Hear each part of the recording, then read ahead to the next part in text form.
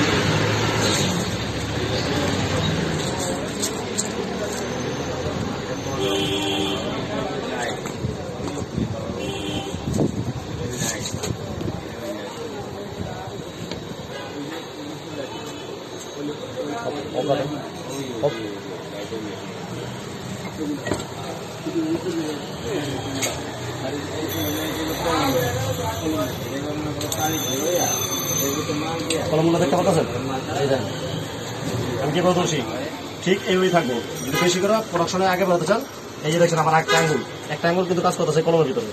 এখন যদি আমি চাপ দিই, ওভার বাইরে যাচ্ছে, এখানে গেজ আছে দেখছেন, এই গেজটা আপনি কতটুকু কালি ভরবেন এটা কিন্তু মাপ করে লইতে হবে। এখন চাপ দিলে ওইটুকু পরে থাকবো। এখন আমি চাপ দিলে ওভার বাইরে যাবো। তাহলে প্রত্যেকবার আপনি এরকম বেশি করে কলম নেবেন, চাপ দিবেন, শেষ। বুঝছেন? আর আপনি যদি একটা করে করতে চান তাহলে আপনার সময় দরকার, কিন্তু একটা করে লইবেন, একটা করে কালি ভরবেন, আবার থুইবেন, একবারে 5-6টা কলম হাতে সাজায় লইবেন। প্রথম পড়ছেন কালির পরে যাবো আপনার অ্যাডাপ্টারটা দেখছেন, এই যে এটা মোটা অংশটা যাবো ভিতরে, মোটা অংশটা এখানে যাবো, ঠিক আছে? লেগে আছে, এলো মোটা অংশটা। এখন একটা পিন নেবেন, পিনের যে চিকুন অংশটা আছে এটা যাবো মেশিনের ভিতরে, এটা মেশিনের ভিতরে যাবো। এখানে বসায়া আপনি এই কলমটা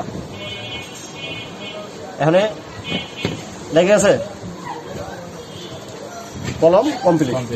তো আপনি তারপরে কি করতে হবে, 1-150 কলম আপনার এইভাবে ভিতরে একটা ফোম দিবেন, ফোম। কারণ এটা হলো বল, এখানে বলটার মধ্যে যদি স্পট খাইয়ে দিলেন, স্পট খাইলেও কলমটা নষ্ট হয়ে যাবে। ভিতরে একটা ফোম গাইড নেবেন, গ্লাসটা পুরো হাউসফুল দিবেন, পুরো হাউসফুল লাইন দিয়ে হালকা আলগা।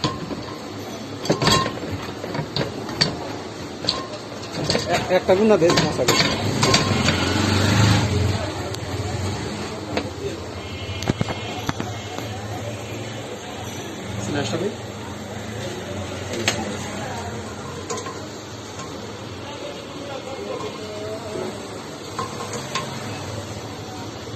ঠিক আছে, লাগা ছুটা হলা হাতটা সরায়েন। এইখানে হালকা দিয়ে ছুটা হলা যে 3টা গ্লাস ওভারলুক সমান দিবার চেষ্টা করবেন। যদি একদিকে বেশি হয় একদিকে কম হয় তখন এটা টাল মারবার চেষ্টা করবেন। আপনি একদম সমান ওভারলুক করবেন, সব করে গুণের দেখেন দিয়া ছুটা হলা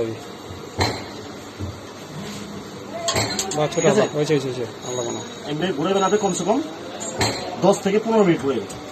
আর এইখানে 3টা নাট দেওয়া আছে, নিচে একটা ছালা দিয়া যে কোনো টেবিল উপরে বসানো, যে টেবিল বসানো পড়া করে টাইট করে দেবেন।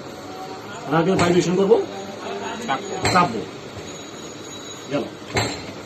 এই হচ্ছে মানে আপনার কলমের সেটের কাজ। আর ভবিষ্যতে এখানে পেয়ালদা রাখবেন।